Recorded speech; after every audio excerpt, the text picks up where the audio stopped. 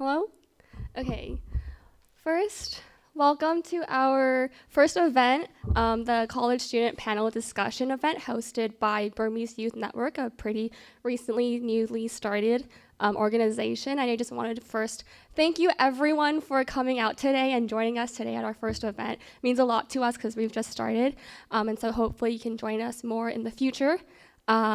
But before we get started on the panel discussion, I first wanted to tell you a bit more about our organization called Burmese Youth Network.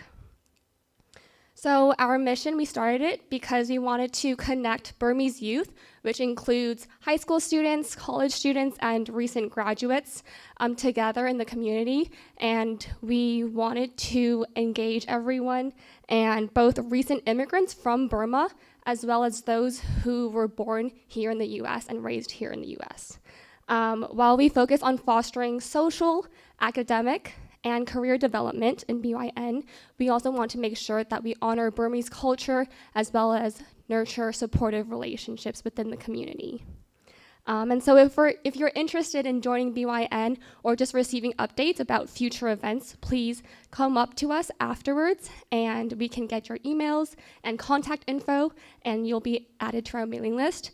You can also stay updated by following our social media accounts on Instagram and our Facebook page. And if you have any questions in the future, feel free to always email us at burmeseyouth@gmail.com. So then we'll first get started with a quick introduction from each of our panelists, starting with Caitlin. No, you're going first. Oh, sorry. Turn that on. Hello. Yeah. Okay. Hi everyone. No, it's fine. Okay, just stand up. Okay. Hi everyone. I'm Caitlin or Kate. My Burmese name is Heyman Solun. And then I'm a college graduate from UCSD. I'm currently working as a graphic web designer in San Diego currently. And in college, I majored in design and interaction. Yay! That was okay. Okay, Thorna next. I'm Thorna. I went to USD for computational neuroscience. I graduated this year, and right now I'm working as a clinical research coordinator and I'm on the BYN track. Yeah, let's go. Yay, thank you. Okay. Hi, everyone. My name is Jelimo. I currently go to Cal State Fullerton in Orange County. I'm a senior. It's my last year. I'm very excited about that.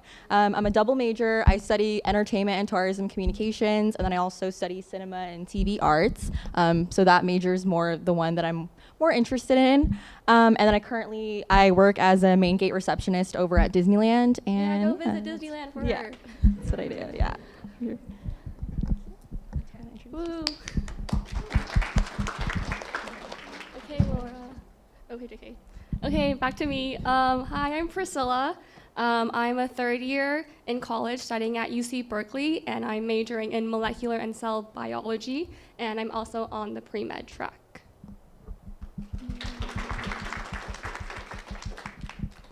Hey guys, I'm Helen and I graduated from UCLA in 2022 and I majored in psychology. Currently, I'm a lab manager / research coordinator at UCLA Health and I hope to go into clinical psychology. Hi, my name is Laura Israel.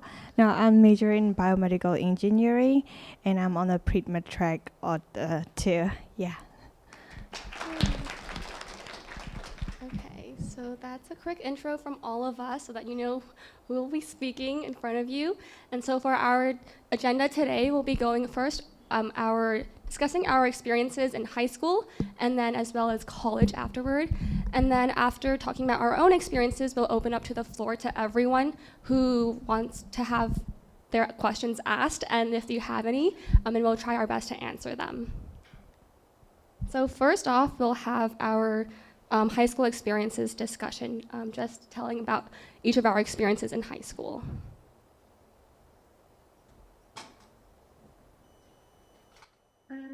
So fast time for the presentation is I pretty much as many kind of extra classes that we're able to do.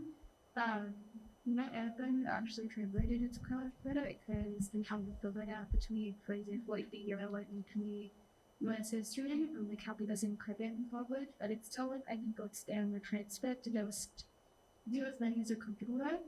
I need to point out this so that they didn't, cover anything that I might the class system, but it was still a content to just had to leave the top of that, the interviews and having something else to fill my application. And with extracurriculars, I think it's best to follow things that align with your career interests. So I'm interested in psychiatry, so I volunteered with kids with special needs and I did an internship on SPS and things like that.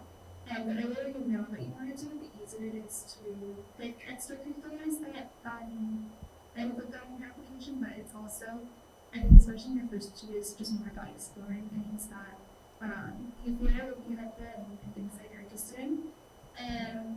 In terms of what class to apply to, I ended up just narrowed it down based on my SATs and my GPA, and then from there, I kind of took more of a shotgun approach by applying to as many schools as I could. But I also know some people who applied more selectively. I think either approach can work. It's just different trade-offs, but if you do apply to next specifically, there's not much to document in terms of the secondary application questions that you're writing, the public interviews and things that you're doing. So it might be better to just like it's the schools that you actually have been research on and know what to go to. And then I applied for science and because I was interested in psych and what was kind of at my extracurriculars were geared towards. That I was always interchanging major towards, so it's not a very huge commitment at the time. And in terms of the differences between high school and college, I think I definitely felt like I had a lot more flexibility and free time in college because it was more structured, and I was definitely more exhausted just because it was like 5 a.m. to 5 p.m. For me, just because high school was in a different district and I had tennis as well. So in college, I had more flexibility with that classes were scheduled, and I wanted to sort of do things outside of school that I felt were interesting, as well as pursuing opportunities like jobs or part-time jobs and different types of sites, and you're still going to be more involved in too.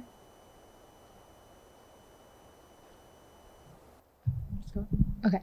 Thank you, Donna.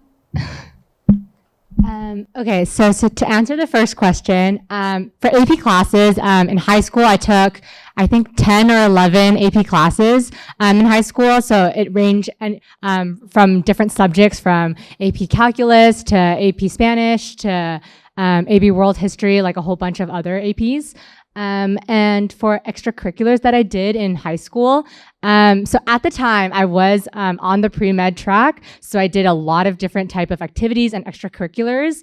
In the high school that I went to, there were different types of organizations or clubs that was focused on medical field or like health careers in general, and so that's basically what I was very involved in high school. And then also I wanted to be even more involved by being part of the board member, being a board member, being able to host activities and events related to the health profession. And in addition to that, I also volunteered at the hospital. So there was a hospital nearby. It used to be called the Methodist Hospital in Arcadia. I forget what it's called now. USC Arcadia, yeah. So I volunteered there for about 2.5 years, volunteering there every other week. I also volunteered at a dentist's office and a few other things. So definitely trying to kind of branch out and figure out what you're interested in and what you don't like or like. I really, really encourage everyone to try different things so that you kind of know what you like and what you don't like. In terms of colleges to apply to, one of the things that I like looking back on that process and choosing colleges, like now that it's been like 4 years since I did the college application process, one of the things that I I'm so glad that I did do was tour colleges. Definitely just because like a school has like a big name and maybe it's like really well known, it doesn't necessarily mean that you might actually like the college. Some people that I know who went to maybe more well-known colleges, they told me that they wish they had toured before because they actually like regret not doing so, because when they toured a different campus, they actually liked that campus much better. I also have another friend who graduated with me this past year. She told me that when she got into college, she didn't like it at first because the environment where she was living in was not ideal, and that's why it drove her to transfer and apply to a different UC college, and that's how I met her at UCSD.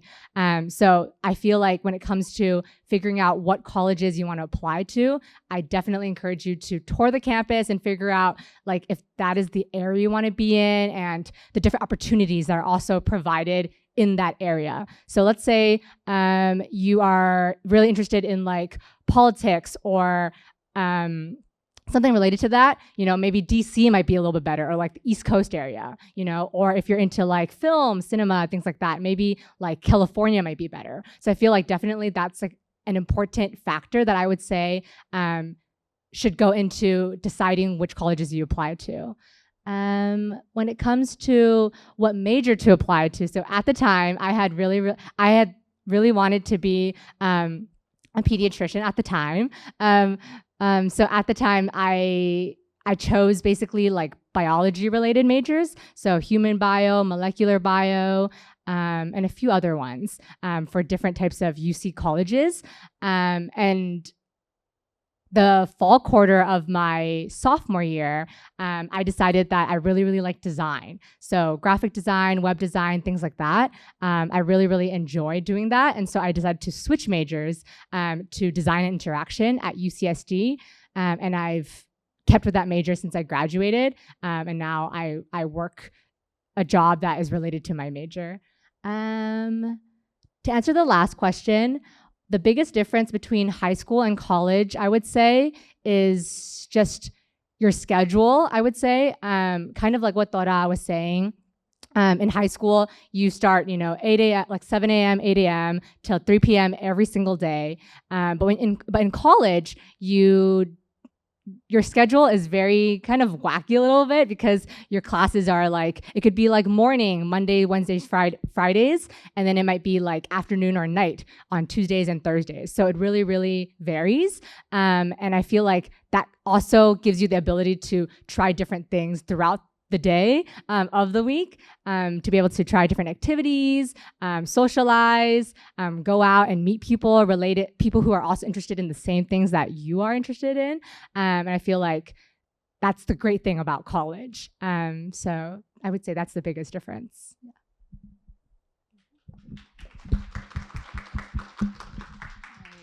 Thank you, Caitlin and Tora. Before I say anything, how many of you guys are high school students and how many are college students? Just to get more feel of the... Okay. Okay, yeah, just wanted to get like a feel of the room so I know like what thinking hat to put on.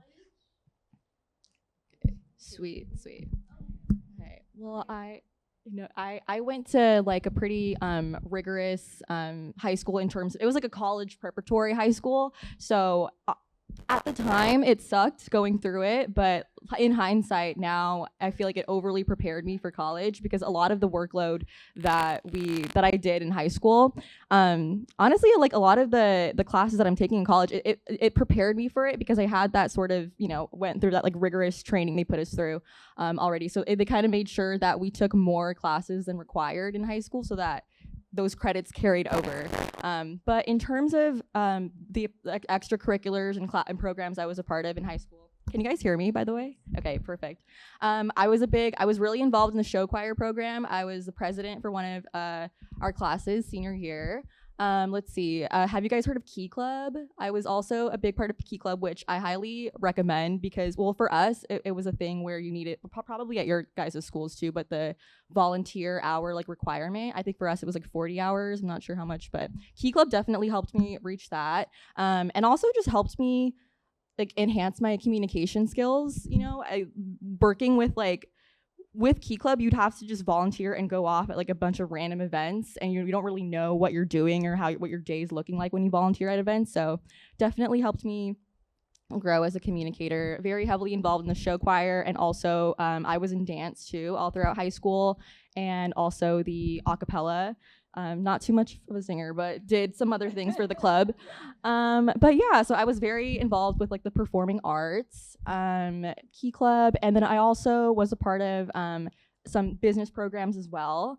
And I would say in terms of choosing like your major or your school, firstly, I would say pay attention to or think about like what like the programs that your school has to offer. Like for me, when I applied to a couple of UCs and like Cal States, but when I ultimately decided to when I was making my decision, I was thinking about, okay, like what has a good like communications department, a good business, business program, and Cal State Fullerton ended up having a really good, like a really strong like communications program. So that was kind of like my decision making process when it came to that. But I also think another important factor is like social life as well. Like you kind of want to, like, for example, I was kind of bouncing around between like UC Riverside or like other like faraway schools, and in hindsight I'm glad that I ended up staying in Orange County because it's more relevant, it's closer to LA, it's more relevant to like what I want to do, film production.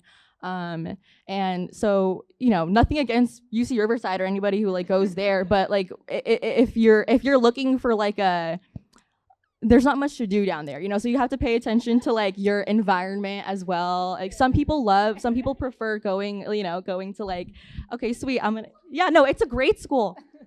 But I just mean like in terms of environment, you have to think about like, because Cal State Fullerton is definitely like a commuter heavy school, and so like it's like 60% people go to class or go home, so it's not very like social heavy. So, you know, but compared to like UCLA or UCSB, I think the social aspect is definitely an important thing to think about, because you want to give yourself, you know, college is a time where you're growing as a young adult, not just academically but socially too. So that's something that you also want to think about. In terms of major, honestly, I know a lot of people stress about picking the right major before going into college, but like I personally know so many friends who've changed their major like 2, 3, 4 times, and you know there's like a super senior me, but they're still like doing their thing, they're still working on you know, they're still getting that degree. But I think just whatever you're involved in school, what your passion is, definitely you know, don't ignore that. Don't ignore like what you want to do for like what you think you should do. I'm a big advocate for that. Let's see, what else? Oh, AP classes. I took a couple. I took AP Lang, AP US History, Language and Composition, AP Psychology, AP Government. And those definitely helped to carry over for the credits for college and everything. So I'm grateful. Again, looking back, it was a lot of work, but in hindsight, it was worth it to be able to graduate a little earlier than I would have. But yeah, I think the biggest difference between high school and college, like Caitlin touched on earlier, it's in college, nobody, well, like especially if you like go off to like a school where like you're far away from home and you're not like a local, but I would say like you have freedom in terms of like your structure, like your schedule. Nobody's really like nagging in like high school telling you what to do. So it's kind of up to college is what you make of it, like 100%. You know, if you like, I dormed my freshman year, and I dormed my first 2 years of college, but then or now I commute, and I can definitely like, there's definitely like a social difference in that aspect. So I think college is definitely what you make of it. Whatever like interests that carried over from high school going into college, there's a lot of clubs in college too that you should definitely like check out. You know, be involved, make the most of it. And yeah, I would say like don't be scared to pursue like any opportunity, because nothing is a wasted opportunity, if that makes sense. Like even if you're trying to do something that you think is like unrelated to like your career, like your final destination, like know no experience is a wasted experience. I've done so many like side things in high school, like side projects, like early college, that in the moment I'm like, I don't like, this is weird, like I don't know, but then it's transferable skills for like somewhere else. And like I'm trying to go into film production. I ended up being able to PA on this indie set because of like something that our school posted like online, you know, and then so things like that, or like being a part of like other, basically don't limit yourself, and like have confidence in yourself going into college. I know it's hard, but another important thing that I want to touch on is like, make sure that like where you're applying to is like it comes from you, you know. Don't like pay attention to like,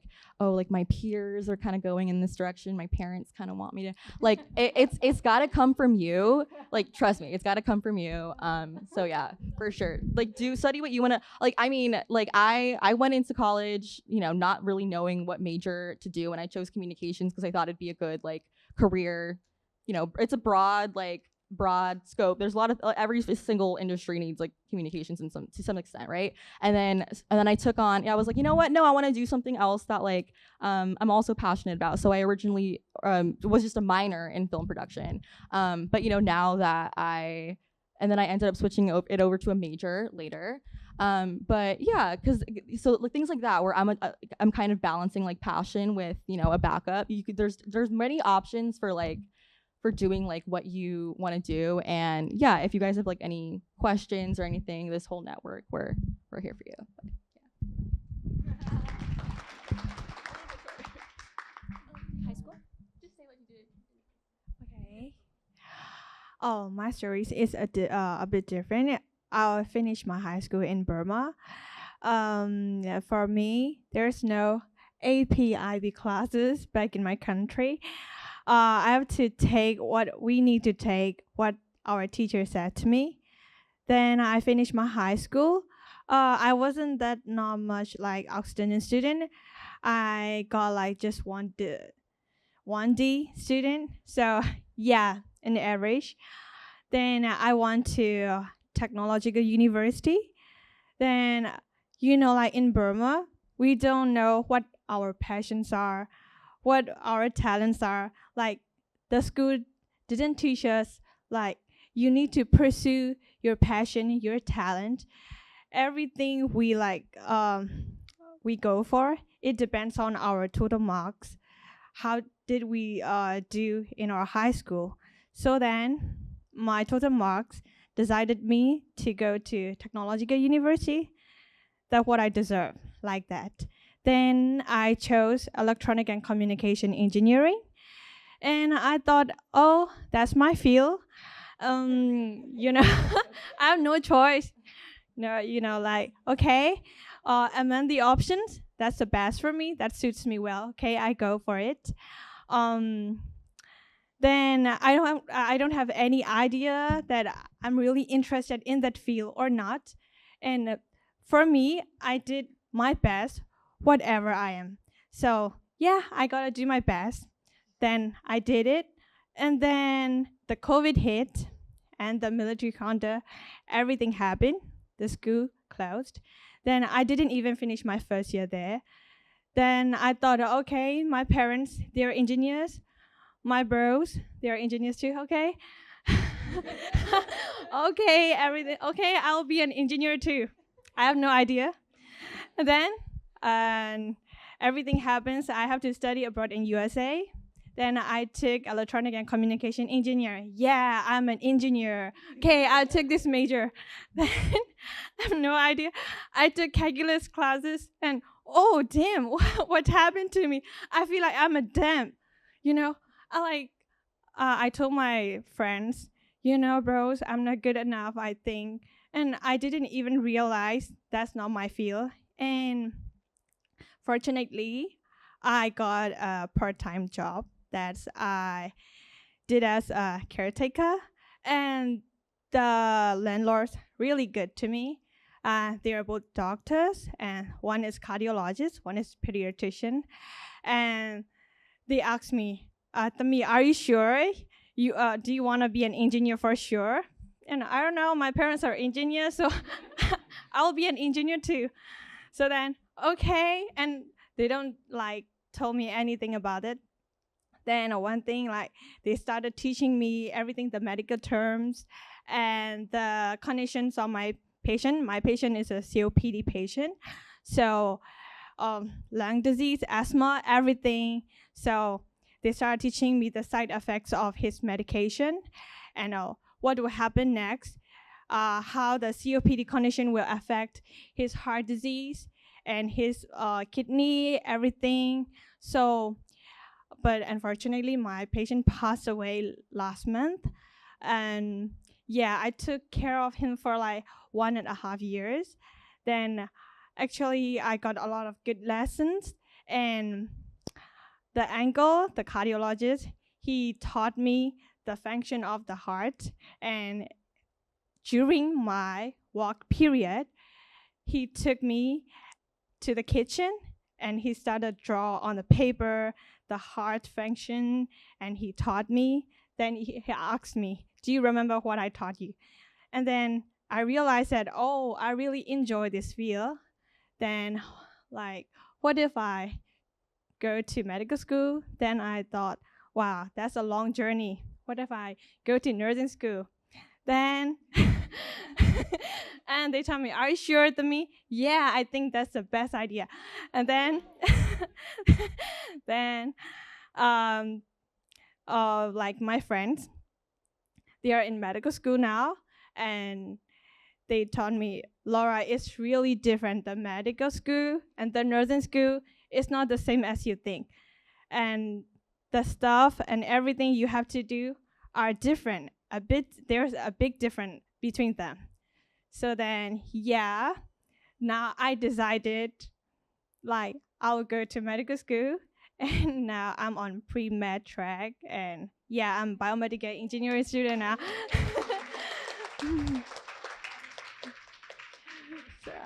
And then one thing I forgot to introduce you guys, and now I'm in Pasadena City College, and it's different for you guys. Like, actually, I like make a research what college do I need to go to, and I make a research which school will be the best. Not like that kind of research.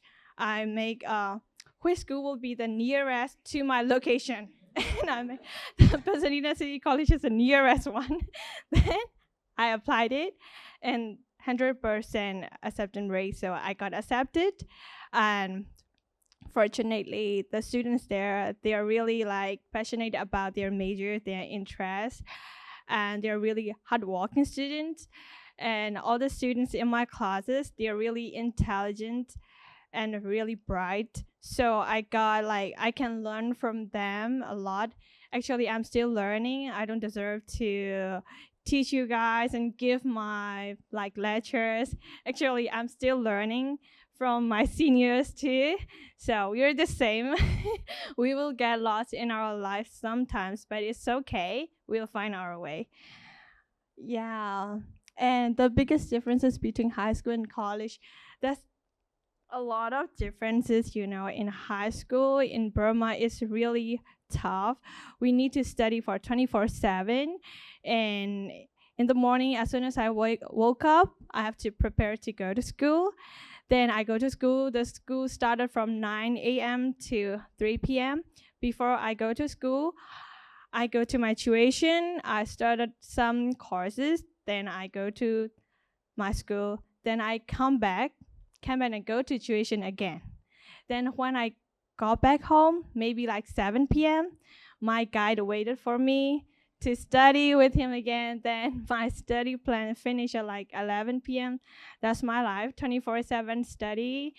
No free time, no exercises, like just study, eat, sleep for a bit. Yeah, like a nerdy Asian, or like in Burma. So in college right now, it's really free. The classes, we have to take like maybe 2 days a week or 3 days a week, depends on our choices and depend on the classes we take. So, and then like we have much more time to like explore the other fields that suits us well, and we can like go internship or volunteering in some other places to learn new things. Yeah. yeah, that's it. Thank you.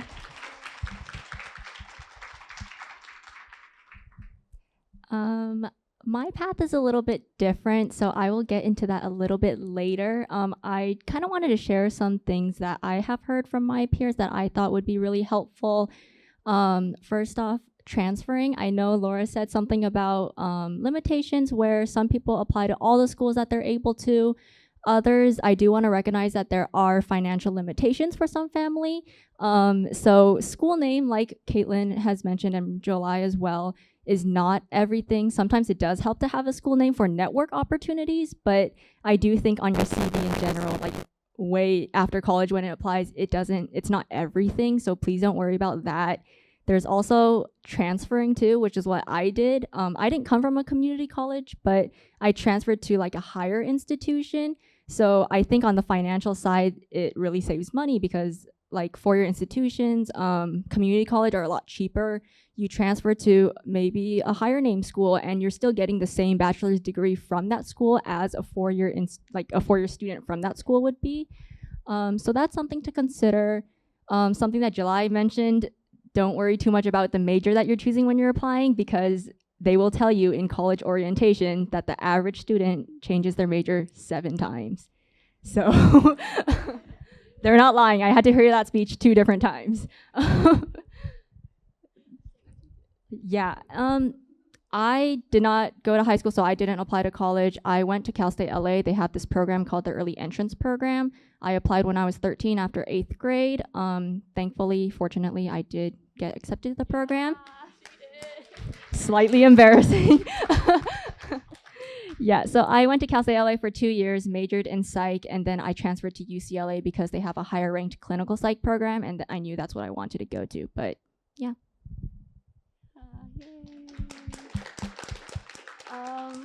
Okay, I think because on time, we're just gonna go through high school and college experiences together because like we've kind of combined them. So okay, let me put back myself in high school. That was quite a while ago. I took, like July said, like same thing. I mean, similar to July. Like the AP classes, I think they really help in terms of your credits. And so a lot of my credits that came from like AP history, like world history, and then AP Calc, AB and BC, I took those, and then AP Spanish. So then now in college, like I don't need to take foreign language because I already took up to AP Spanish. So those credits transferred. But also for AP classes, I think take ones that that you know that in the field kind of where you're going to go, because those are the classes that like will challenge you in high school and will kind of show like, oh, are you interested in this field? So I recommend taking those. As for me personally, on top of those, I also took like AP Bio. I didn't take AP Chem because it was really hard in my high school, but yeah. As for extracurriculars, I did volunteering, Key Club, another one called Interact, got a lot of hours. I was also on the speech and debate team in high school for all 4 years. And for me, that was probably my biggest, how do you say? Honestly, accomplishment. Like for my extracurriculars, I'm really proud of myself that like even as someone who gets really scared talking in front of people, even my own friends and people that I know around in high school, when I first started high school, I would not be able to talk to someone even one-on-one, my own friend.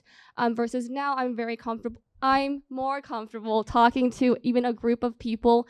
And I still get nervous at times, for sure, but like I'm definitely able to communicate my thoughts, my feelings more openly. And so I recommend anyone, either high school or college, if you want to kind of try out public speaking classes or be on a speech team, like it definitely helps. So I'd recommend just a little promo. But I also did golf. That was my sport in high school. Kind of random, but I just joined the girls' varsity golf team and was pretty fun. Yeah. How did I apply? Oh, choose which colleges? I mostly just applied to all of the UCs. I knew that I wanted to stay in California. So for those who want to, like, who really want to go out of state for, or even out of country, international schools. But if you want to do that, like, I'd say go for it. Know how you would financially support yourself if you do go out of state, because it is a very big difference in terms of tuition. But if you have the means and ability to do so, it's a great opportunity to go abroad, like out of state or out of country. But for me personally, like, I knew that I wanted to stay sorry, in state in California, and so I ended up getting accepted to UC Berkeley. And so I was like, okay, like it's not too far, but also not too close. Not too close. I'm not saying that, but like it's a good way to like to be in a different community, and like it's the community and just the environment in Berkeley is very different from the 626 here, and so I've been able to learn and grow a lot in NorCal. My major, growing up, same thing as Laura, you know, so many people around me are nurses and doctors, and I'm like, oh, that sounds really cool. And in high school, when I decided to apply, I also was like taking my classes, and especially my AP classes. I was like, I can't see myself doing math for the rest of my life, or history, or English. So bio it is. And I really liked bio and like the human body and anatomy and physiology. I took my senior year, I took that class, anatomy and physiology, and I really liked the class. And I was like, I really want to also help people with their health issues, and like I have a few of my own as well. And so that was my like personal reason as to why I wanted to go into the medical field. And yeah, that's how I decided. Biggest differences, I think a lot was said earlier from everyone else, but for me, with freedom comes a lot of responsibility. Like I think July was saying earlier, like you have to choose your own schedule. You choose when you wake up, when you go to sleep, when you eat food. Make sure you have food for lunch and dinner every day, because sometimes, you know, ramen it is, but like, yeah, just make sure, just like, it's a big adjustment going to college. And I was also really, really scared, because I was like, oh shoot, I've never lived away from my parents before, or my family and my friends from back home. Like that's all I've grown up knowing. And so just being kind of thrown into it, you kind of have to do it to survive, at least in the first few weeks and months. But I've had a great experience so far, halfway done. But and then now in college, I'm in a few, like one pre-med club and then one mentoring club, so where I go to the elementary school once a week to mentor kids and just talk, read, play with them. Yeah, that's for me. I think now we can transition over to our open Q&A, because we talked about our college's experience, kind of. Yeah. Oh, thank you. Okay, I'm just gonna stop share, and then with what time we have left. No, we're gonna have Dorda. Yeah, so that you can see her beautiful face. Thank you, Dorda, for joining us from the East Coast at Johns Hopkins University. Yeah, so now we can open up to anyone who has questions. Yeah. If anyone does, please, you can raise your hand, and then we'll like give you the mic that my mom is graciously carrying around. Oh, so yeah, if you guys don't have. Oh, I was just gonna ask if any of you guys did passion projects during high school, because I know that one of you guys mentioned IB program, like doing it, and I'm in it, and a passion project is mandatory at my school. So I just wanted to know if any of you guys did something outside of school.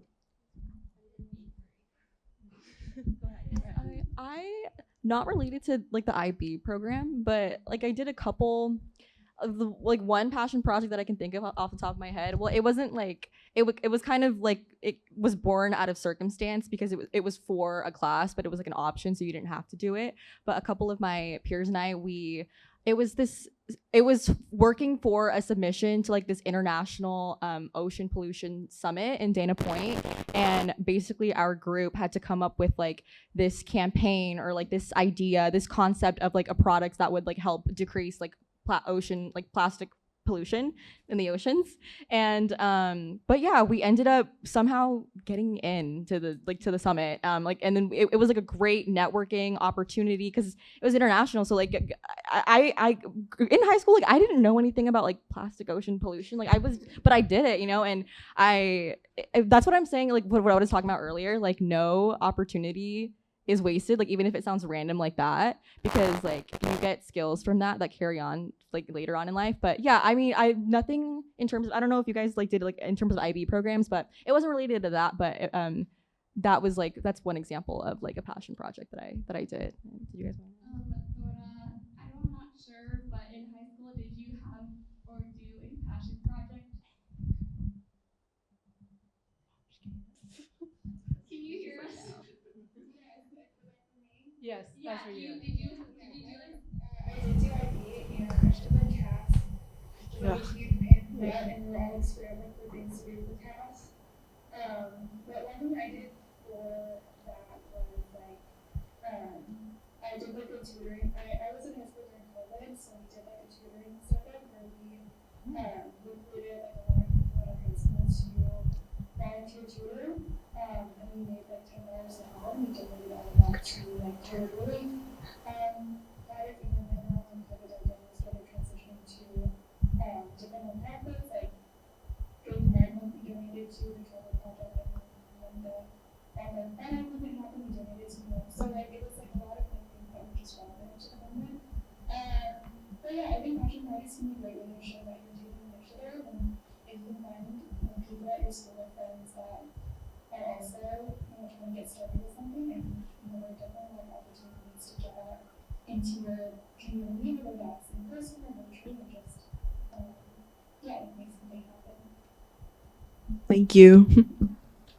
Yeah, I also sorry, before we go to the next question, I think, like I remember in high school, I was like, oh my god, everyone's talking about passion project. And like, if you can do it, like that's amazing, like go ahead and do it, especially if you have the means and ability and like the creativity to create one, that's like so amazing. But also like if you're even in a club, like any club, or even with a group of friends, like if you want to start like a project or like a project from a club that stems from a club, like you can also expand that, What's an IB? IB, what is an IB?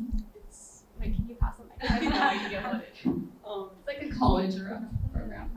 So it's called the International Baccalaureate Program, and it's very rigorous, especially like being newly exposed to it. It is very workload heavy and very passion, like project and like extracurricular, like heavy wise. It is a different program. Like, have you guys heard of STEM? Like, it is similar to that, and you do earn an extra diploma. So it is like, it looks good for college apps, but I would definitely recommend it if you're interested in going law or like writing or even medical field. Like, it does have a lot of AP set courses, but it's renamed as IB classes. So you do take exams, and most of your courses are 2 years instead of 1, which is very fun.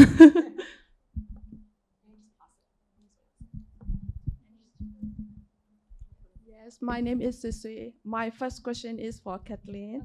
Would you mind sharing your experience of changing your major in your sophomore year? Oh yeah. This is my first question. And the second question is, any panelist, whoever want to answer my question, when did and how did you know what you want to be?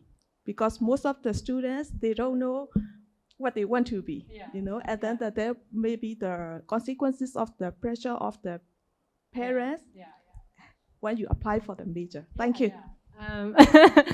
Okay, I'm gonna be really honest here. So my parents are in this room right now, there was some parental pressure. There was some parental pressure, I will admit.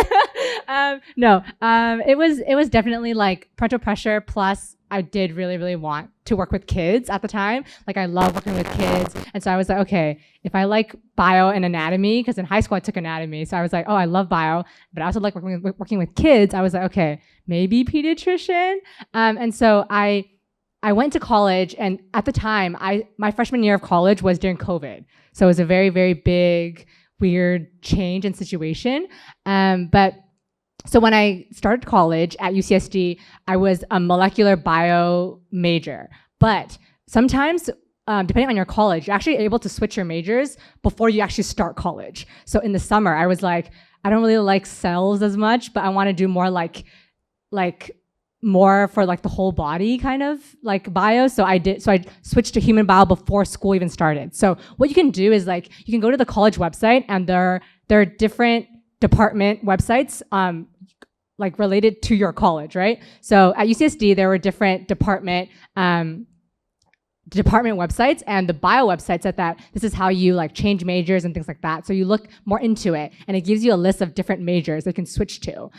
Also, depending on your school, there are policies and rules in which majors you can switch to. So because I got into UCSD as a molecular and cell bio, it's considered a capped major. So what that means is that it's like a capped major. It means that you can't just go in. You have to like apply, or like you have to ask your department whether or not you can switch. So capped is different from uncapped. So you can go from capped to uncapped, but not the other way around. So because I was in a capped major, I can switch to any other capped majors. So at the time, I can switch to human bio like very, very easily.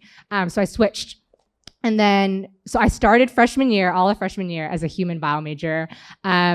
Bio was great, like I took some math classes, and because of AP classes in high school, I was able to skip a lot of credits. So I really encourage you to take as many, not as many, but a good number of AP classes, because they actually make your enrollment time better. So the more AP credits that you take in high school, the earlier you can choose your classes, meaning that you have priority to college classes. So I really, really encourage that.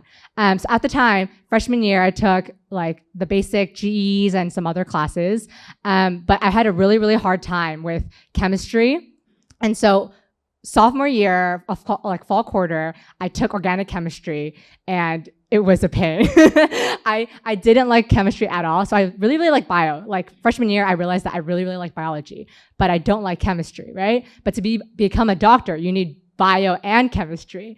And I talked with a lot of my friends around me, and everyone told me, they're like, are you sure about this? And then also at the time, I minored in design because I thought it would be fun. Like just cause, like kind of like July here. She also minored in film production, right? Was it film? Yeah. So I just minored in it just for fun. And at the time, I really, really enjoyed design. And a lot of the clubs I was part of, I did a lot of design for, not necessarily, even though it's like a bio club, I was doing design for the club. So it's like design related. And so finally at the end of sophomore year, I had the courage to finally like do more research, talk to like upperclassmen who were also in the same major. I asked them about their experience and seeing like what other opportunities can come with that new major, and whether or not it's a good career to go into. Obviously, like I do encourage, it's like what you're passionate about, but also being very realistic and practical, right? So like certain design jobs won't make a lot of money out of college, right? But the type of field that I was looking into at the time was UI UX design and also web design. So those design majors make a little bit more money than some other maybe designers might make. So definitely like exploring different types of careers related to that new major that you might want to change into is also very important. And so I decided to change majors, and then finally in the last like few years, I like figured out, what I really liked, what I didn't like within the design realm. And I realized that I really like graphic and web design. So that's what I'm doing right now as my job in San Diego. Yeah. Sorry, I'm gonna jump in really quick because Caitlin said something that kind of like sparked something in me. So she said, sorry. she was kind of explaining how she was encouraging everyone to take more AP classes because that can transfer to college credits, which will have like, essentially how it works is that in college, they don't really mark you by year. Like if it's your first year, they don't necessarily say your first year. They go by the amount of credits that you have. So if you took a bunch of AP courses in high school, you can enter your first year of college as a sophomore standing. And essentially, the closer that you are to graduation, the higher priority of classes that you get, which means that you get to choose only which classes that you want before they run out. I just wanted to say another way, if you don't want to take AP classes in high school, you can also take college classes, usually at community college. Over summer, I've heard of some high schoolers who do night classes, which I think kind of suck because you have high school in the daytime. But a lot of my friends and their younger siblings, they took college courses over the summer, and they have taken enough that when they apply to college and they get in, they're a whole year ahead of all their peers. So they can graduate in 3 years instead of 4. Something you might want to consider. But I'll just go next because I have the mic. But I was 13 or 14 when I decided to major in psychology. Slightly crazy. I don't really have like a really deep reason why. I think I really just like working with children, and I think part of it, like I started college after 8th grade. So I right now want to work with kids who have anxiety or suffer from depression. So that's kind of the age range that I want to go for, like around 7 to 17-year-olds. Not really too interested in adults. I just think also children and teenagers, they change a lot. Like there's a lot of developmental changes that happen during those periods. So I think it is easier to kind of prevent mental health conditions from worsening before they become an adult. Maybe that might be true or not, but that's just how that kind of stemmed my interest. If you want the real answer as to why I chose psychology, there's that. I do like working with people. I love mental health and the topic of it. There's also stigma, especially in the Burmese community, so I do want to also reduce that as well. Other factors I considered, I don't like STEM, I don't like bio, I don't like chemistry. I don't like natural. That left me with like psych, sociology, like history, English. I was thinking to double major in English, but then that caused like part of the requirement I had to read like Shakespeare, and that's like old English. So I decided to go against those and like government, and I just landed with psych. Good choice. Anybody has more questions? Oh, sorry. For me, choosing majors, it depends. First thing, it depends on parents. For me, my opinion, just my opinion, I think parents shouldn't force their children to be this field, that field. I don't like that because they have their own talent in their mind.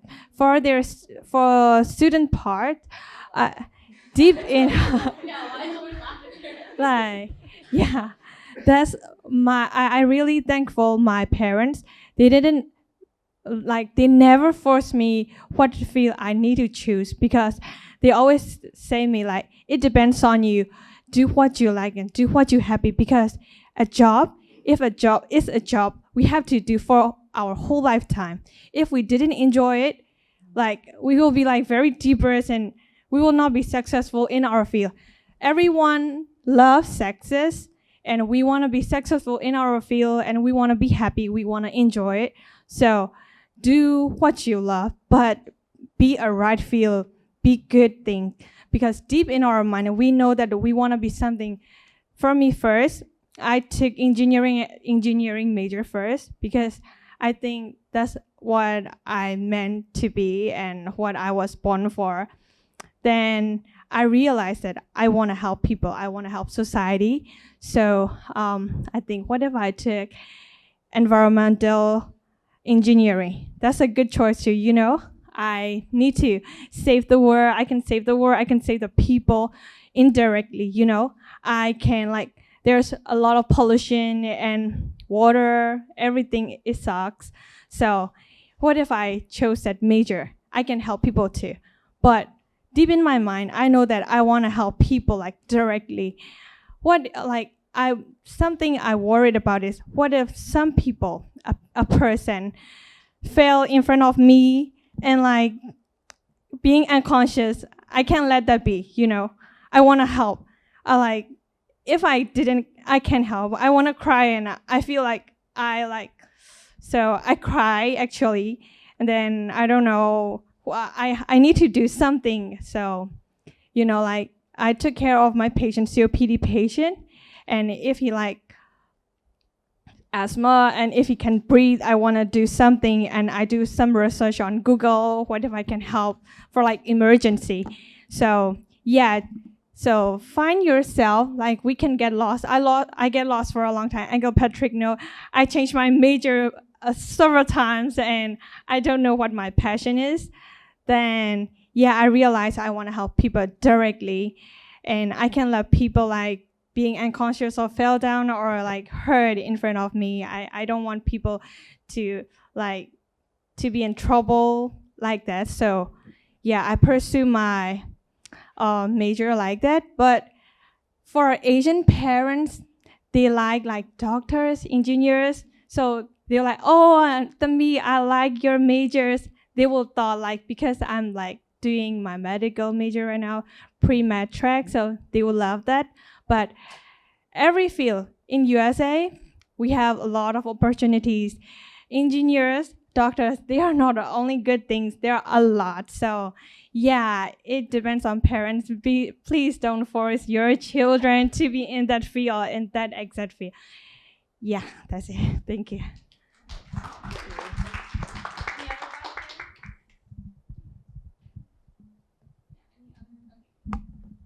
So I want to ask is like, if do you guys have like experience with the, do you guys have any experience with the scholarship programs, or? With the scholarship program or like applying for? Applying for it. I would say, well, the number one like financial aid, I think all of us use FAFSA, yeah, for sure. But honestly, like I think there's a lot of good websites. Talk to your you're in high school right now? Yeah. Gotcha. I would say a lot of our resources that I heard from my counselors. So I know there's like FastWeb, there's like other scholarship sites too. But if you look up like there's like a lot of sites that like you go onto the site and then it lists out like programs that you could potentially be eligible for based on like there's need-based scholarships, and then there's right. It's where it doesn't really matter. Need both of those categories. But FAFSA was the main thing for sure. In terms of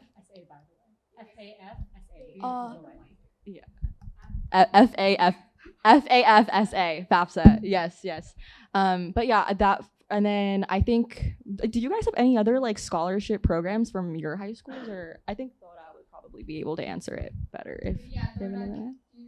I know there was a National Merit Scholarship, which we do want to use at USC. At least gives half. I know other schools do too, but USC gives half tuition. I think like other schools like Fordham and I believe George Washington also offer like full ride scholarships if you're I don't remember exactly what it is. I think it might be either for the IB diploma or for your SAT or something like that. But yeah, doing well on your PSAT is really good for scholarships, and also in terms of academics at least, there's also other scholarships that you can apply to get essays. I know the Coca-Cola scholarship. Oh yeah, Coca-Cola. I remember that in high school. Like if you can like apply, like I think it's once a year that you can apply, but that's a pretty big scholarship. I think it's like written application.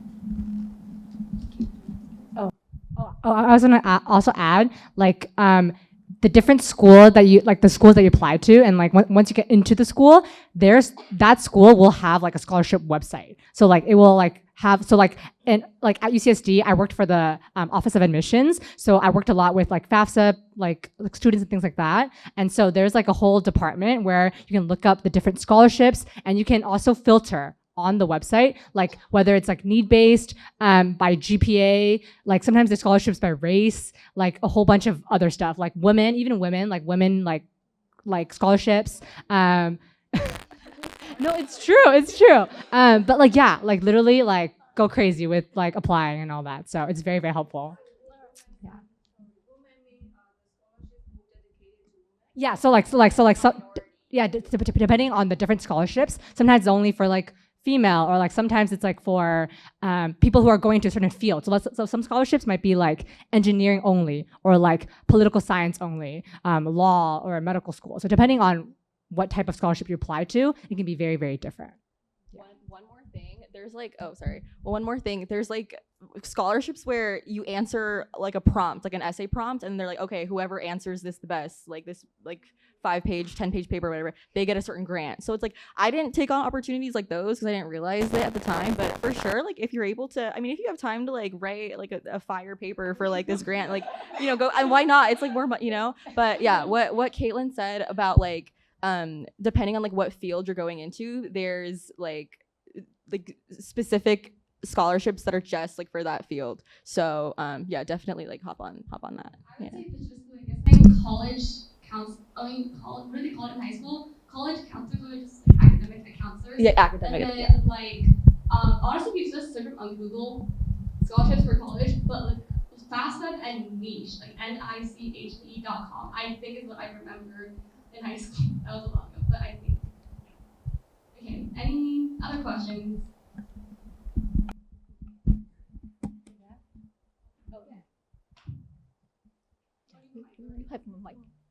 I have question towards Helen.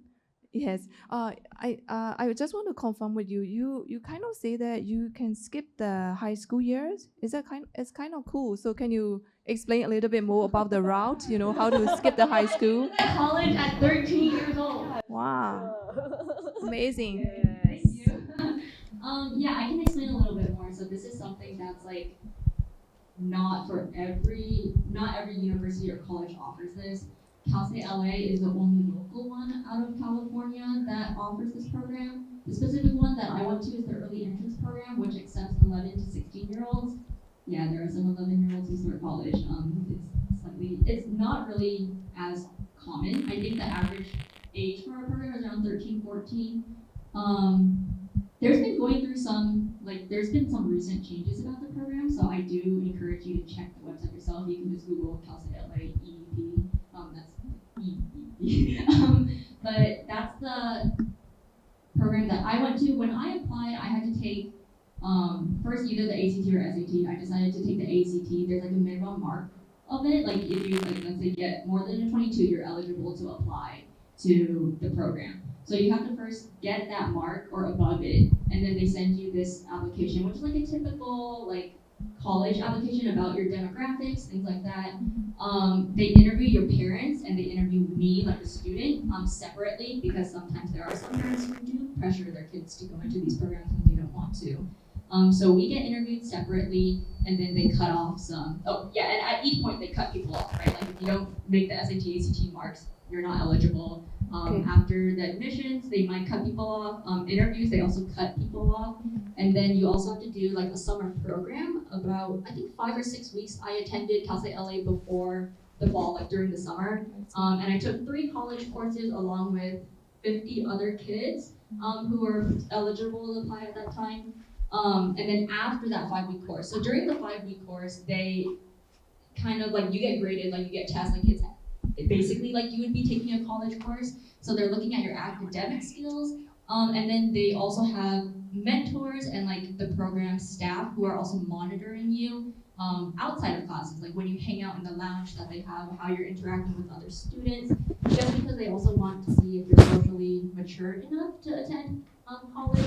So they kind of monitor you that over the 5 weeks, and then after that, generally half of the kids get cut off as like the last cut.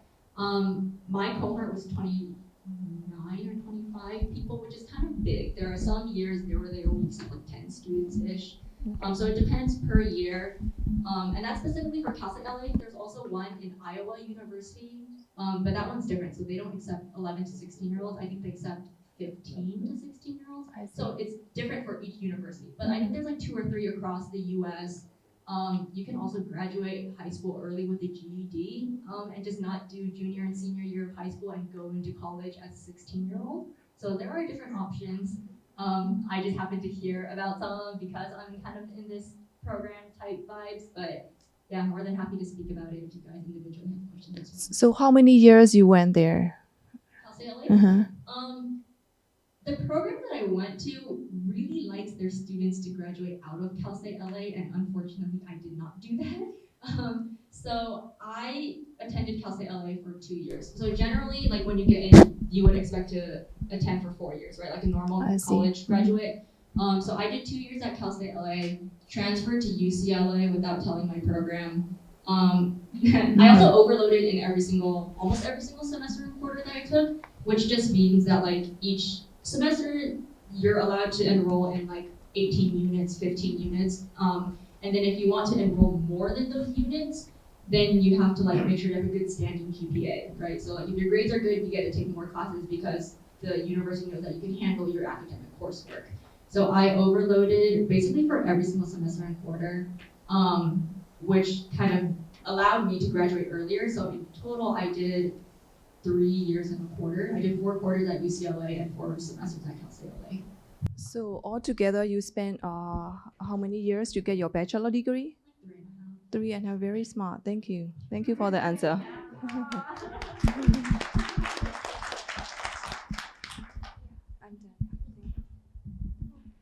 So, did you not attend high school, or is it earlier? Yes, I do not have a high school diploma nor a GED, so that was very weird when I was applying to internships over my undergraduate courses. But now that I have a bachelor's, they don't care about that anymore. How old were you when you graduated? I was 17 when I graduated. College. Bachelor degree. Bachelor's, 13, graduated middle school, and then 18 to college. Any other questions? My questions to July. Because you said you took double majors in the university. It's so exciting. Can you share your experience and then the benefits of taking double majors? Of course, yeah, I'm happy to share. So going into college, I was just entertainment and tourism communications. Like the way my school works is there's the communications major, but there's like different concentrations. So there's like public relations, there's like human communications, but the concentration that I was always more interested in is entertainment and tourism, because I mean, it wasn't like my plan senior year of high school to like, I wasn't necessarily I wasn't like dying to become like a communications major, you know, but I was thinking about it, and I wanted to go to school to do something related to like the arts or like production arts, like filmmaking, but I honestly didn't have like the guts to apply for like straight up like film school, and I wanted to keep my options like open as well. So when I found out about Cal State Fullerton's communications program they have, and how they have like an entertainment and tourism sector, you know, I figured like, why not? Entertainment, it's like related to what I want to do too, and if I can like explore my other like career options while doing that, why not? So that was kind of like my decision making process when I first did that major at Cal State Fullerton. And then, because my high school that I went to, it was more of like a STEM focused school. And so honestly, like I was pretty insecure in high school about like my interests, because a lot of like my peers, they were working towards, you know, like the medical field, engineering, things like that. And I had a completely different like field that I was interested in, but not really, because it was so STEM heavy, I didn't really have like a lot of like school support in terms of like resources and things like that. So it wasn't until I got to college and I actually really enjoyed like my communications classes and opened up my eyes, and I realized like, whoa, like it's not that I didn't like the learning in my classes, it's just that I was learning about things that I wasn't necessarily interested in. And now that I'm so much more confident with like my school life. And so I feel like that is what fueled me to be like, okay, like maybe like, because I knew the cinema and TV arts major or field was a strong, or it's in the same department, it's just different like section, that our CTVA, our film majors. But yeah, so my sophomore year, I think it was my second semester of my sophomore year, I took it on as another major as well. And it's my senior year now, and honestly, it's been super busy. Like, I'm not gonna lie, being a double major is like really busy. Like, I'm really slammed this semester, but I think what helps is, you know, I'm studying like film and like entertainment and tourism. Like, it goes hand in hand. Like, all the skills, all the networking skills, especially that I've learned from communications,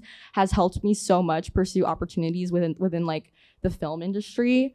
And yeah, I would say it's definitely a challenge, but I think like if you really want to do it and you have passion for it, you should go for it, because you can always drop the major and then go back to the other major, or like do what I did. I minored in film at first, and then when I was like, okay, I think I'm gonna push myself, I'm gonna go for it, like whatever, and then I took it on as another major as well. But yeah, it was convenient for me because it's like closely related industries. But yeah, I hope I answered your question. Thank you. Yeah, Yes, okay. you're amazing. I have 2 comments and 1 question. Okay.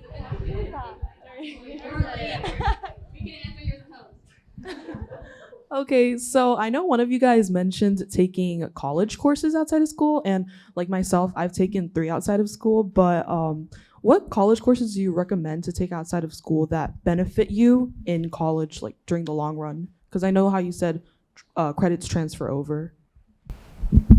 Yeah. Okay. I did not take it, right? Yeah, but I had friends who have taken college courses, and what I generally recommend as well is take the easy GEs, because I would assume that you're going to take them over the summer instead of the night courses. Summer courses in university or in colleges are a lot shorter, right? So your typical semester quarter would be 10 weeks, 16 weeks.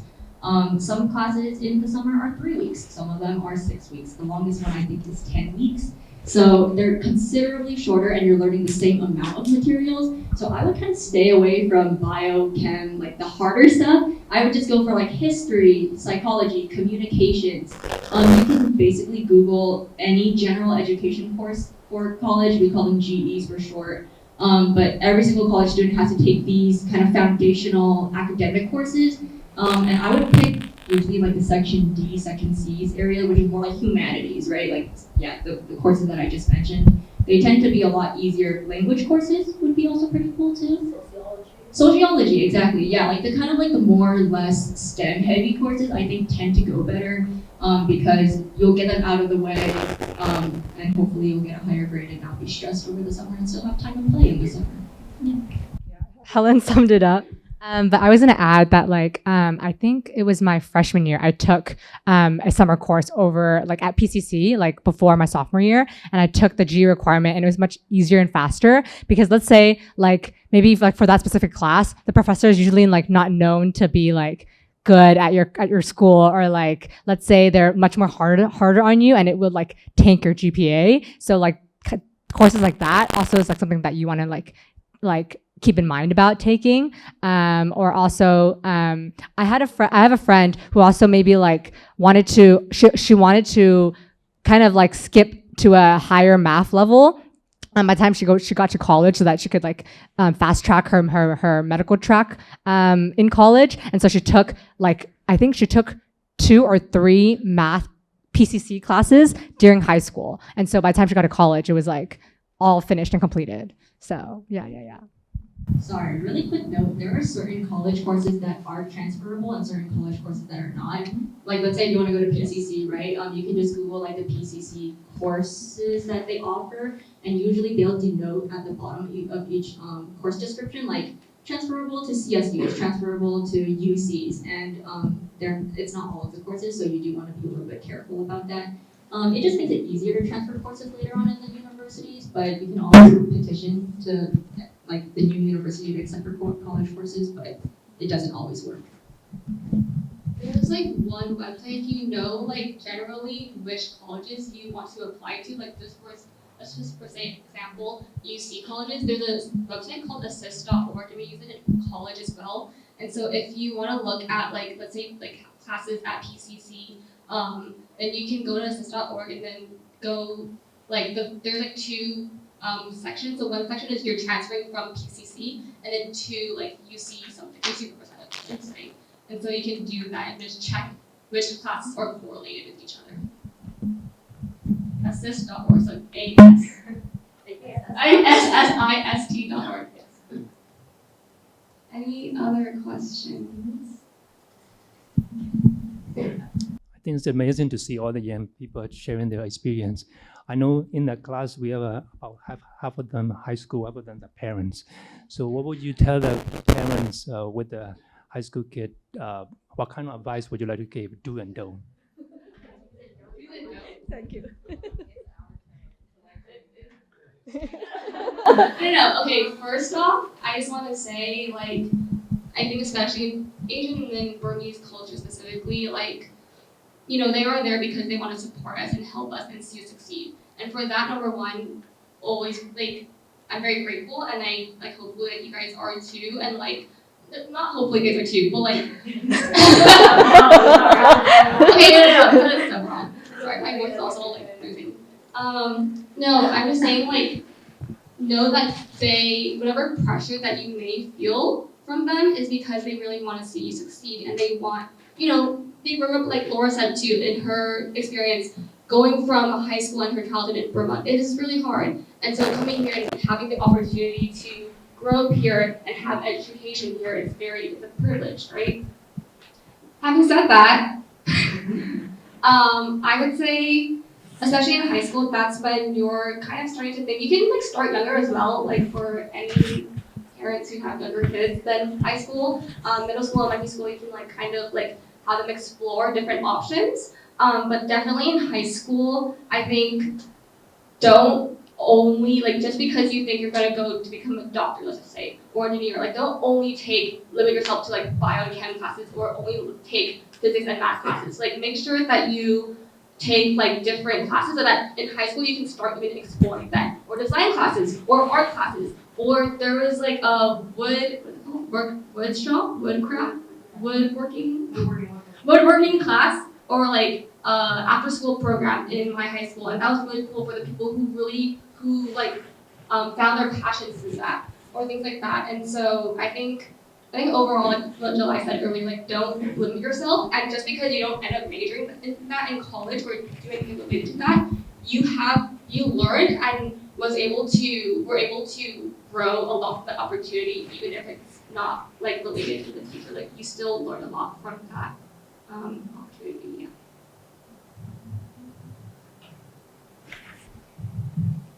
I would say, it's a really good question, by the way. I would say parents, the number one advice I would give with, like, you know, teenagers going into, like, college, young adults, things like that. Your kid's probably going through a lot that they're not sharing with you. You know, not just, like, academically, like, socially, but your kid is probably going through a lot. It's a very tumultuous time in, like, a young person's life. I would say just let your kid know that you care and love about them unconditionally, no matter, like, what they, you know, obviously, like, a parent is going to want, like, the best for their kids, and, you know, if it's important for your kids to know, like, no matter, like, what route they go down, or, like, what, you know, college they're going to, what major they study, even if you guys, like, disagree, just let them know that, like, as a parent, like, you still, like there's no, like, you know, like, terms and conditions on this, you know, like, just love them unconditionally, or not love them, like, obviously you love them unconditionally, but let them know that, like, it's unconditional. Yeah, I would say that's the main advice that I give parents. Did you want to say anything, Dora? Yeah, sorry. So soft. Dora, your mic is, your speaker is a little low. Do you want to talk a little louder?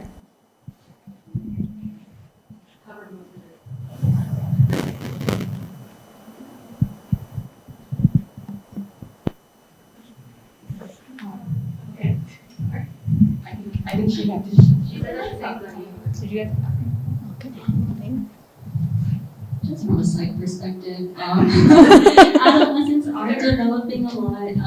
This is a time where we make a lot of risky decisions, a little unfortunate decisions. So just be a little bit more lenient with them. And I agree, like, parents, I think, especially in the Asian culture, right? Like, it's a lot of, like, show and not tell in terms of, like, how much we love them. We appreciate, like, of course, like, all the support that we get, and I know that you guys do love us a lot. But especially growing up in America, I think something that can be taken is kind of verbally telling them that you love them a lot, being supportive. But yeah, I think just being there and just know your kid is probably going to sometimes make unfortunate decisions, but that's okay. And I would say, off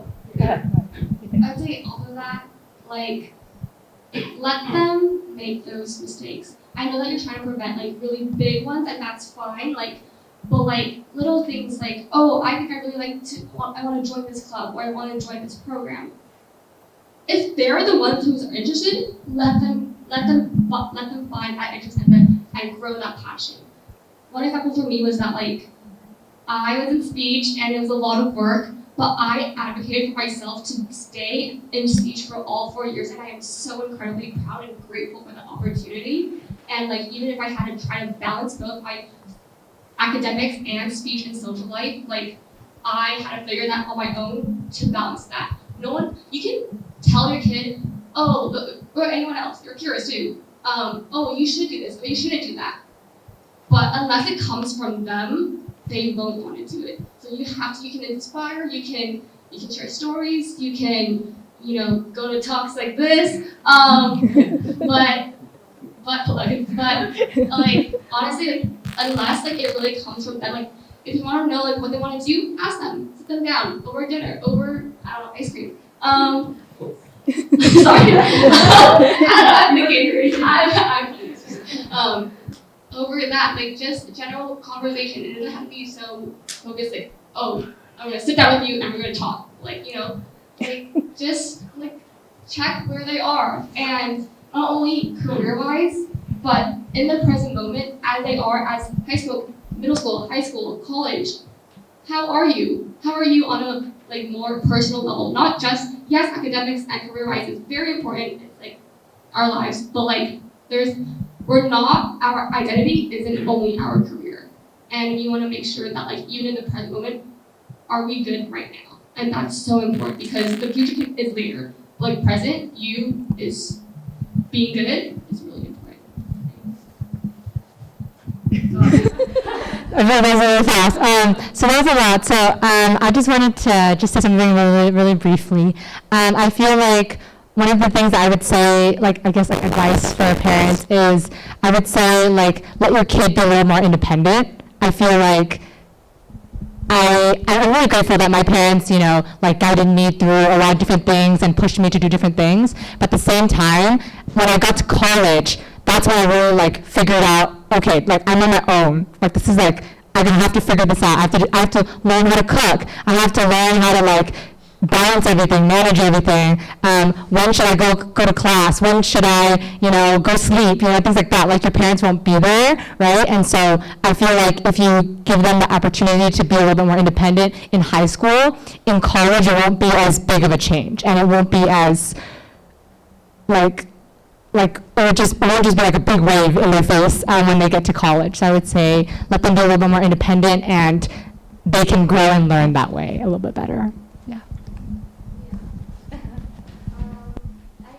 One or two kind of quick questions. I'm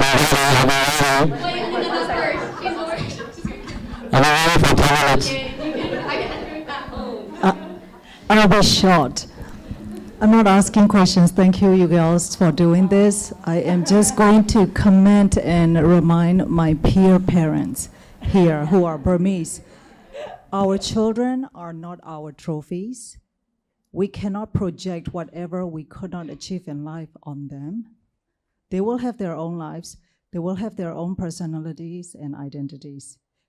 Our job is to support them. That's what our upeka means. Give without expectation. Thank you. Thank you so much.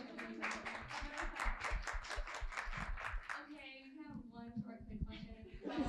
It's gonna be long.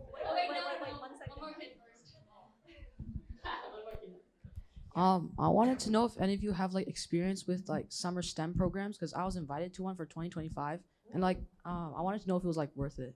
Okay, really cool opportunity. Oh, do you know where it's where's the program? It's called NYLF. NYLF. Is it at which college? Oh, multiple colleges? Oh, okay. I would say when it comes to programs, I think you should definitely do more research on it.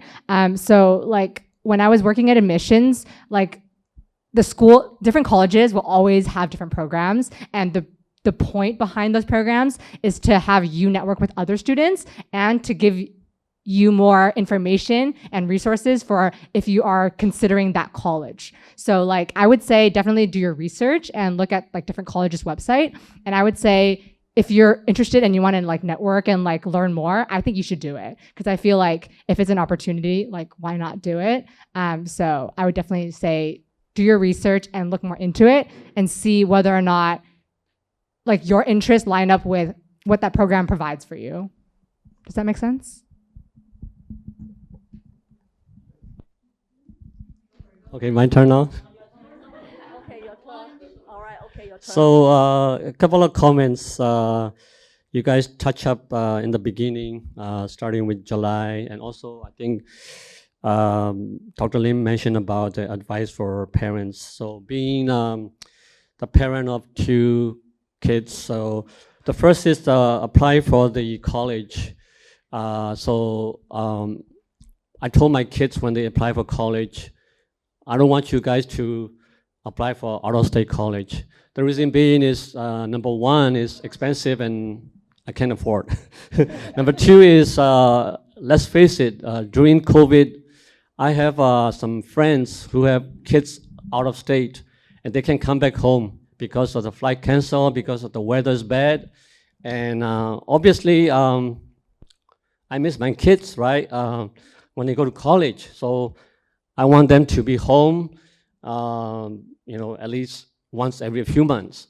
So out-of-state college, I told them, period, don't apply for it. But, of course, it's up to other parents. If it is MIT or Harvard, probably it's worthwhile. But if it is just any other out-of-state college, I don't think it's worth it.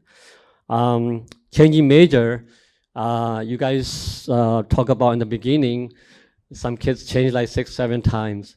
I told my kids it is okay to change majors since Caitlin did that, which is perfectly fine. And then the third comment is the college name.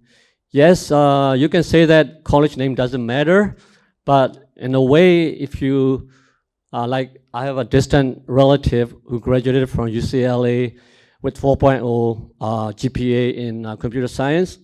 Google hired him before he graduated. So these are examples that happen. So to me, it's in a way it is important, but it may not be true for every single student. So my last question to the panelists is that we already touched about the parents. There are parents who give the students guidance, including myself and my wife, but there are parents who don't give the students, well, I shouldn't say who don't give guidance, but they said, oh, I want my kids to be independent, so I let them to decide whatever they want. So I'd like to get you guys' opinion on pros and cons on those two, getting guidance from the parents or don't get the guidance from the parents. I think that depends on your children, the maturity. If they can depend on themselves, you can let them be. But like some kids, they don't know what they want to be, and they're not like they can't do really by themselves. So at that time, you need to watch them. It depends on your children. So if they are independent enough, you can let them be. But if they're not, you can give some guidelines. But don't go tell them, oh, I can't let you do that because you're not mature enough. No, it can like make them depressed and don't have enough confidence. You can affect them. But like you need to speak like politely and wisely and watch your children. So it's different. It depends on your children. Some of them can mature when they were in like 12 years or like 11 years. Some, they don't even mature when they're like 18 years or 17 years, like that. So it depends on your children and you need to watch very carefully. So because like it's very dangerous if they're not like good enough or like mature enough and you let them like independent, it will be like very dangerous. So yeah, that's my opinion. It's right or wrong, I don't know. Oh, thank you. I would say, yeah, adding on to that, in terms of like finding that balance between like how hands-on, hands-off I should be, if you like cultivate that relationship with your kid where they don't feel scared or like uncomfortable to like they don't feel like they're gonna be in trouble whenever they talk to you, they will go to you first. Like it comes from the parent, you know. So let's say, okay, let's talk about my friend like Sally, okay? Like say her family, like Sally is very like very like what's the word? Like helicopter parents, right? From a young age to like to her young to young adulthood. And so because of that, she doesn't really feel comfortable talking about getting any sort of advice from her parents, because she knows like even if it is good advice, she's not gonna take it like good advice, because she's just gonna think, oh, it's another thing that like they're telling me to do, you know? And then let's talk about my other friend, like Susan, okay? Like Susan, complete opposite environment, or not opposite environment, but more of a lenient, like like supportive upbringing, right? Her parents are kind of more understanding about, and so because of that, she feels more comfortable when there's something going on in her life and she's in trouble and she needs like advice. She comes to you first. Like she doesn't feel forced to have like an open line of communication with you. But yeah, just adding on to another main point that I wanted to discuss. I think generally guidance, I prefer actually, but I think it also depends, because I do want to know that like I'm a big believer in like lived experiences, right? July was mentioning a lot of the skills that you learn as a human are transferable across your majors. Like it's not limited to your only like academic major. So I think, parents, they've lived way longer than us, so they probably have a lot of lived experience that would be good to hear as well. Some advice and guidance could be transferable, like kind of like how do you manage, I don't know, studying versus social, like maybe they might have some advice, maybe not. I also don't think like, if the parents want to give it, you can in like a very like casual, chill way, like not anything forceful. But also, like both of my parents are engineers, they have no idea they don't know a lot about psychology, what the career path is, so I couldn't really go to them because I didn't like, they wouldn't know because we're in different majors. So I actually turned to a lot of my peers and like upper grads who like you don't even need to know a person to reach out to them for help, FYI. I know it's really scary from the start, but there's something called cold emailing, where you just find a random email online. Like let's say this psych professor that I read like his research articles out online and he's like super duper cool. You can just email them and be like, hey, can you like meet with me over Zoom for 30 minutes just to chat about career paths? So that's actually how I got a lot of the advice that I applied when kind of furthering my academic career. But I do also value parental advice. But I also don't, for the children, you don't actually have to take your parents' advice all the time. I think it's helpful to listen, but in the end, like, you know yourself best, and like whether you can handle it or not, it's up to you, and hopefully you make the right decision.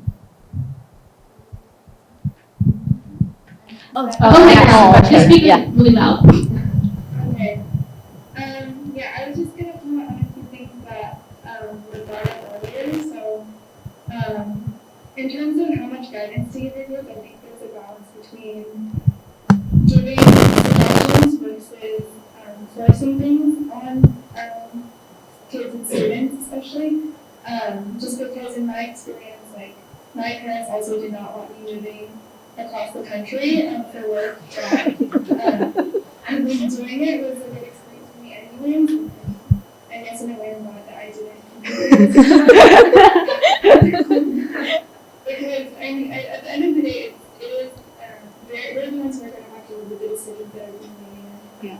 Even if they're bad decisions, I think it's less about avoiding problems entirely, and it's more about raising people who are confident in their ability to like face those problems and deal with them independently, and maybe with a little bit of support as well. But I think another thing that is really tempting, especially for parents or immigrants, is to hear stories from family or friends and take that as like 100% true. And it's true that certain stories can be very helpful in terms of guiding you and learning the mistakes that other people made, but I think it's also important to decision. There are people who graduated from Hopkins, and there are also people who graduated from really small colleges in the middle of nowhere. So everyone's path is really different, and I think as long as a student has motivation and good work ethic, and that's more important than specifically what they're doing when they go. Yeah, that's what I want to say.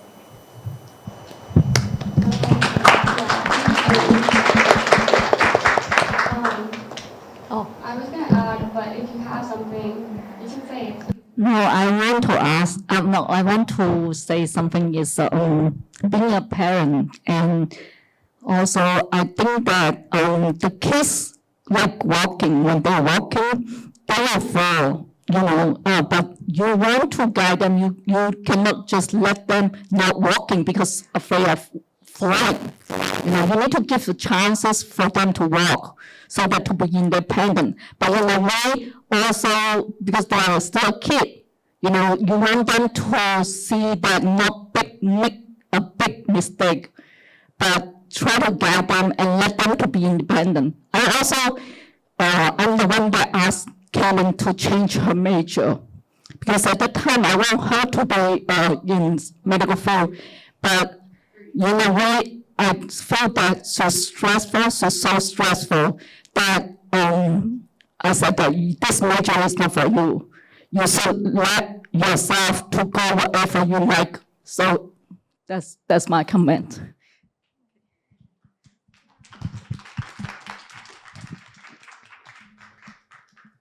Okay, we're running out of time. To close off, hold on, wait, I just want to add one more thing. I'm trying to think of like how to phrase this so that,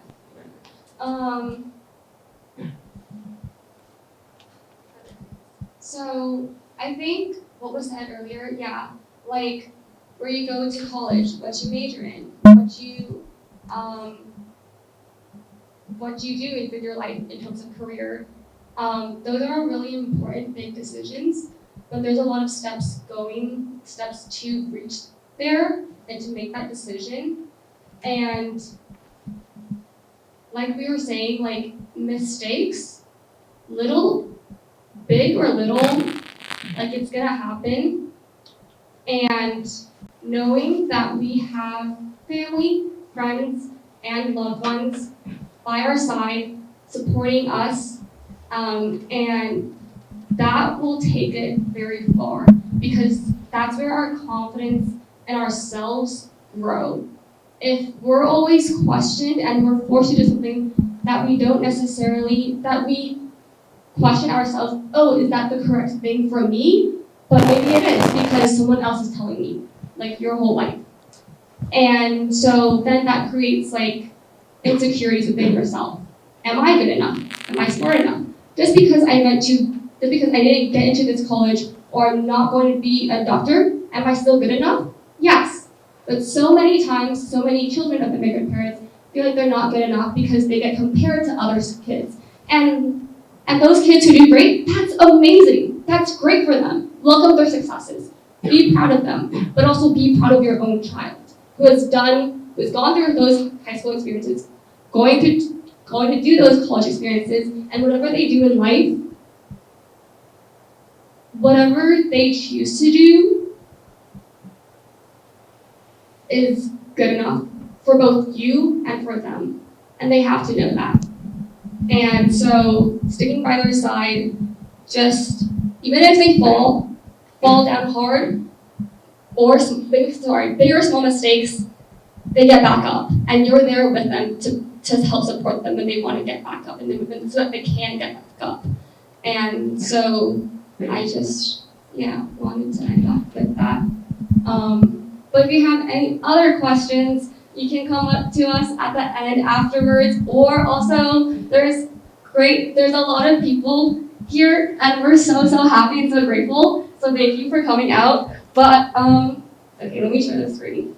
Actually, okay, not the QR code. You can just come up to us right now in the computer afterwards. We can get your emails, names, numbers, and any contact info so that you can join Burmese Youth Network, and then we'll try to host other events which is on different topics. So yeah.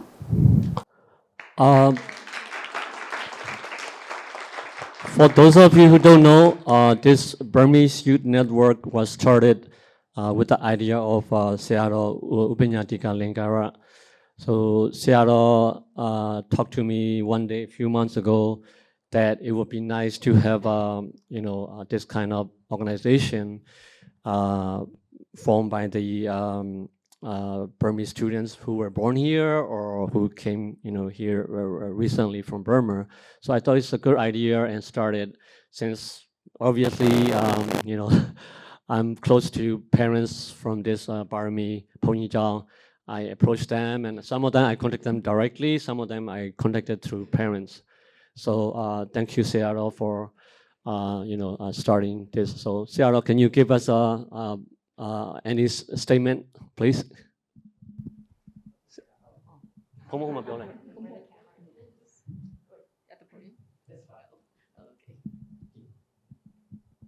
Okay, I come here because to allow you guys easily see me and listen.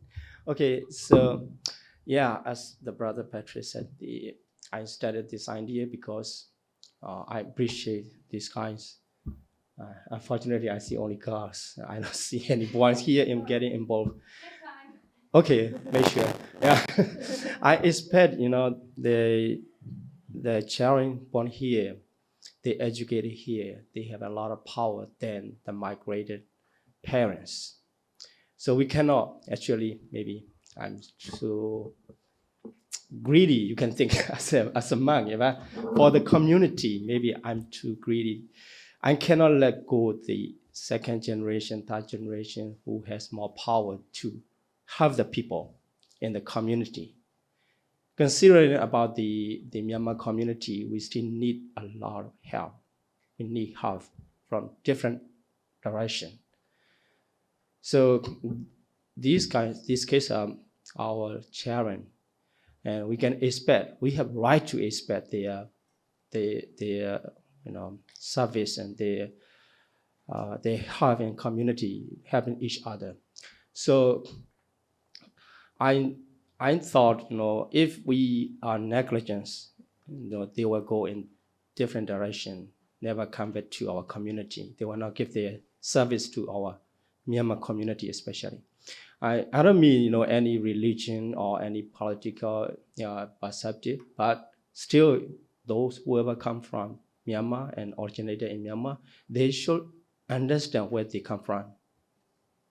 So I like to remind the kids, generation to generation, and they should remember where is their origin, and they have to take any responsibility to make better their origin. So now, our country need a lot. So they can have, this is the first time introduction, how they can do. Although we started this idea to organize this kind of organization for youth, but we didn't try to, get involved in the controlling any ideas, and that we want to let them do.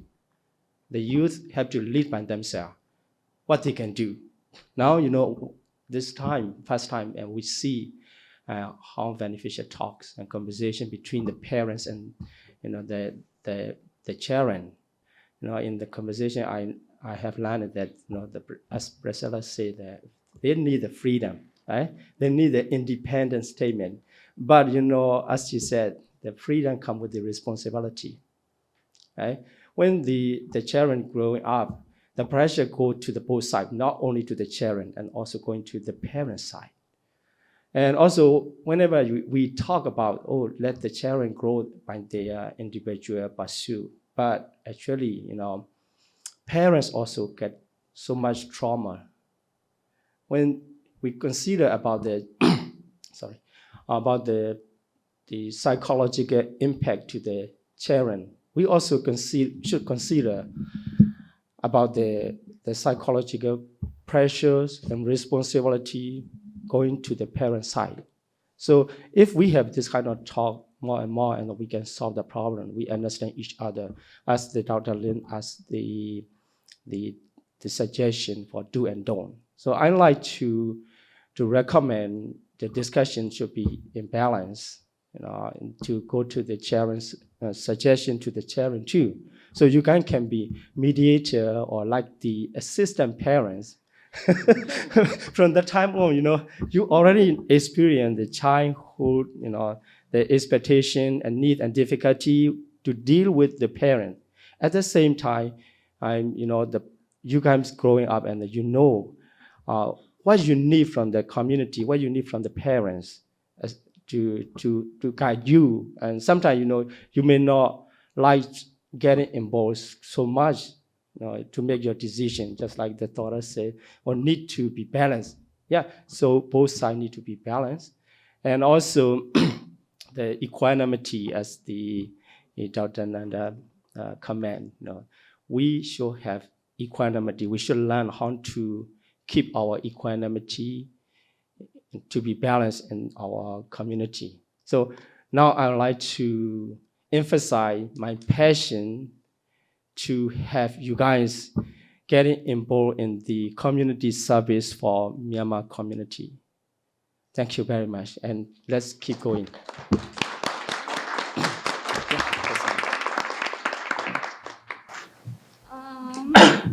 Yeah, thank you. Okay.